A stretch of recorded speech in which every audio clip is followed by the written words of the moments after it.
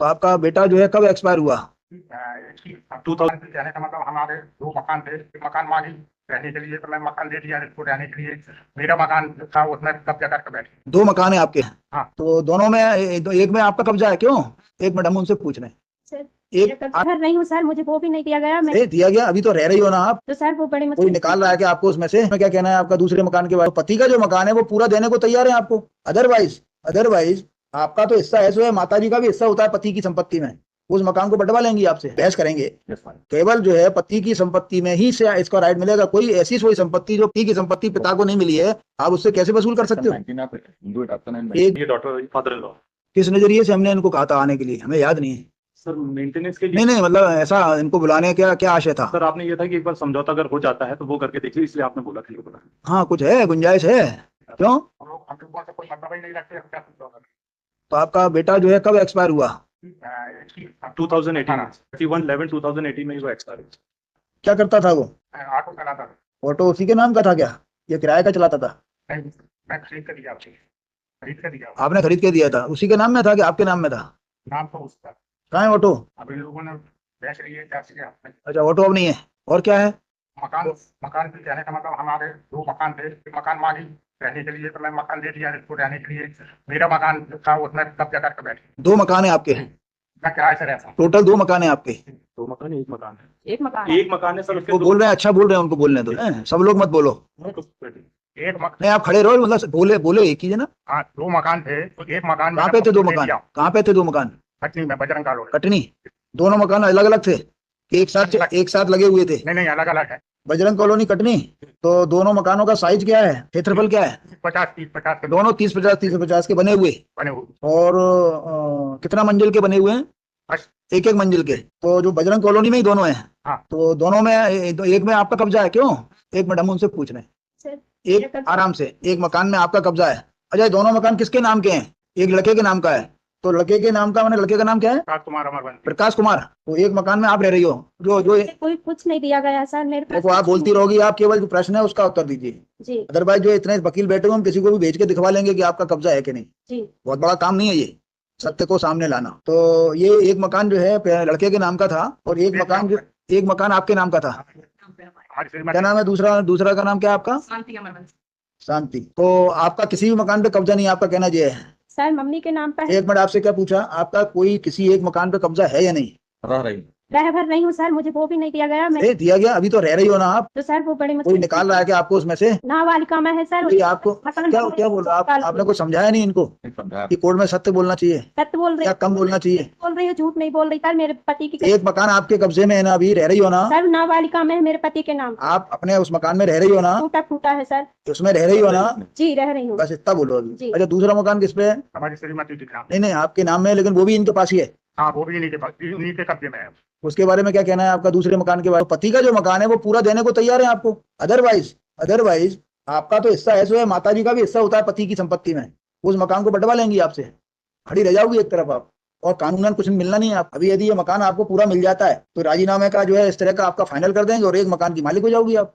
Otherwise कानूनन उस मकान में भी इनका हिस्सा है, और जो पति की प्रॉपर्टी नहीं है उसमें आपका कोई हिस्सा नहीं है आज के कानून के हिसाब से। बाद में कोई सरकार आपके पक्ष में अलग से कानून ले आए तो उसका पता नहीं। आपको कुछ समझ में आया वकील साहब? इसमें इंटरिम मेंटेनेंस का मेरी बात समझिए आप, इंटरिम मेंटेनेंस छोड़िए, ये जो ऑर्डर है गलत है, प्राइमा फेसी। अभी आप बहस करेंगे। केवल जो है पति की संपत्ति में ही से इसका राइट मिलेगा। कोई ऐसी कोई संपत्ति जो पति की संपत्ति पिता को नहीं मिली है, आप उससे कैसे वसूल कर सकते हो? एक भी जजमेंट नहीं बता पाओगे, उसको देख लिया हमने कि उसी में लिखा हुआ है, सेक्शन 19 में लिखा। पढ़िए 19 क्या बताइए, सेक्शन 19 की लैंग्वेज अच्छे से समझ लीजिए। वो लैंग्वेज ऐसी नहीं है कि आप जो है पति के मरने के बाद अपने सास ससुर को बर्बाद कर सकते हो। पढ़िए। Maintenance of your daughter in law. हाँ।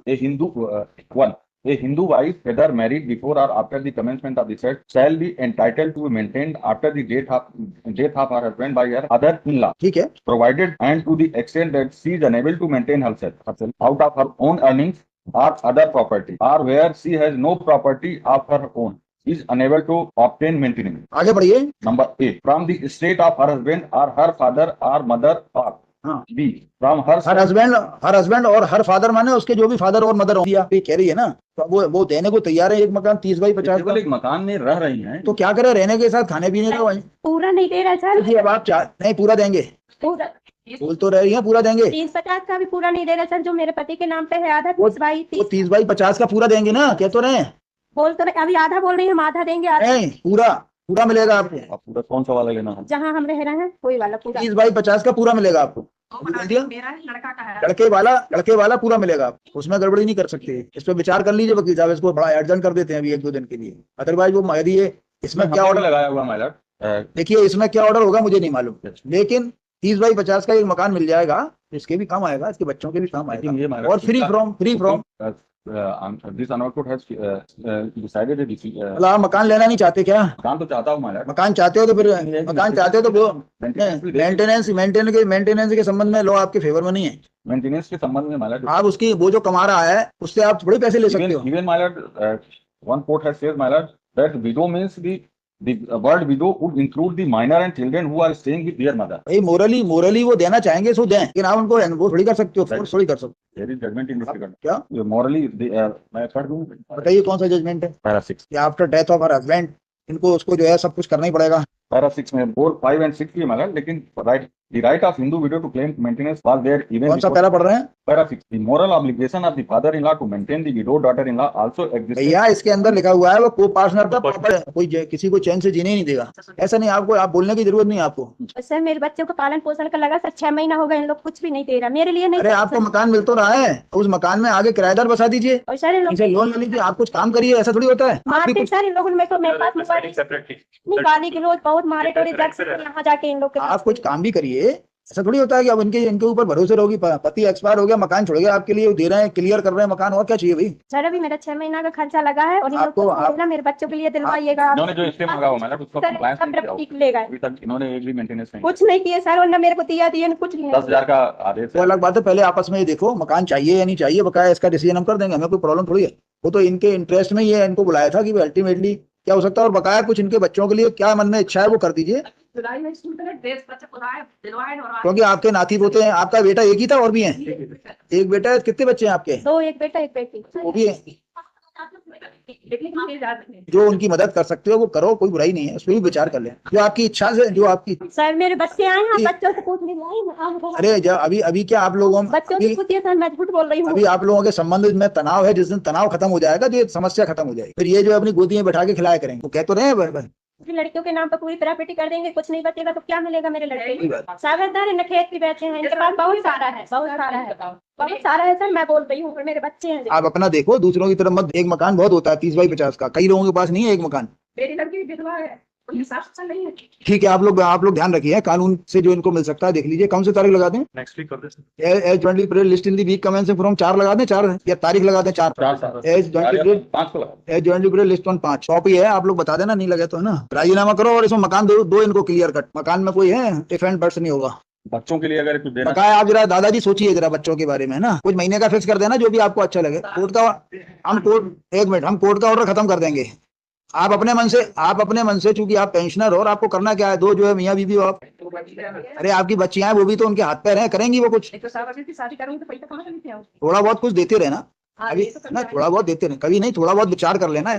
दे देंगे सर, बैठ हो गया, हम हो गया 50 रुपए, आप बता दीजिए क्या है, बच्चे खड़े। आप बात करना, थोड़ा विचार करो। दादा आपको तो देना ही है, बाद में देना, अभी दे देना, क्या फर्क पड़ेगा? हम समझ रहे हैं, हम भी समझ रहे हैं, कोई बात नहीं है ना, फिर भी देखो, फिर भी आपको उसी तरफ झुकना पड़ेगा, आपका पोता है। ठीक है 4-5 तारीख को आइए।